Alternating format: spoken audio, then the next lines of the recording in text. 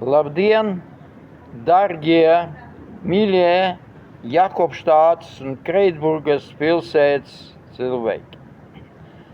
Zinot, ka jums šodien ir lieli svētki, es, komponists Hiršs Zilbe un visi, kurie dzīvo lielajā Dieva valstī, apsveicam jūsu lielajos svētkos, jo ir liels gods apsveikt jūs tieši no Dieva valsts.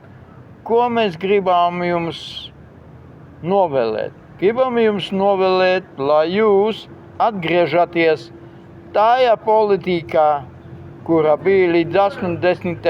gadiem, un mēs visi sadzīvojām un bijām draugi, un tagad mēs redzam, ka jums sakās kaut kāda cita politika, nacionalistiska.